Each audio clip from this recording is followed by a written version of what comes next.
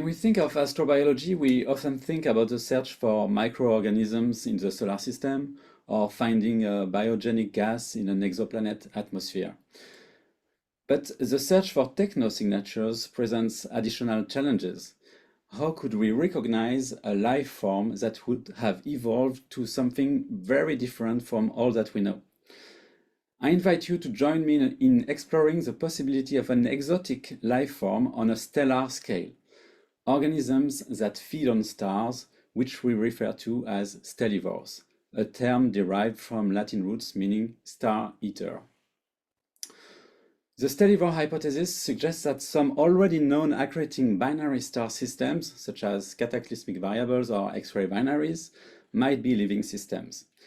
But the key question is, are these really living or just dissipative systems? To probe the hypothesis, we will be guided by universal functions of living systems: metabolism, timing, and motor function. First, metabolism is a common denominator for all life. So we will examine the energetics of accretion in binaries. Could we find signs of processes that resemble a controlled metabolism? Second, all living things need timing information to regulate their activities.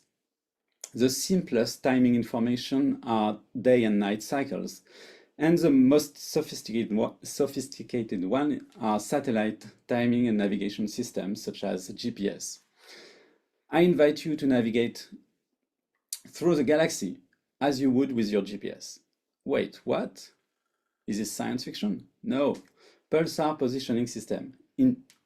Could stellivores have modified millisecond pulsars to set up a galactic pulsar positioning system that is surprisingly accurate down to 100 meters?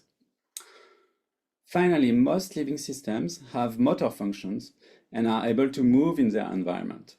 So we will explore dynamic and puzzling millisecond pulsars known as spider pulsars that display behavior similar to theoretical stellar engines, potentially indicating the movement of star systems through advanced propulsion mechanisms.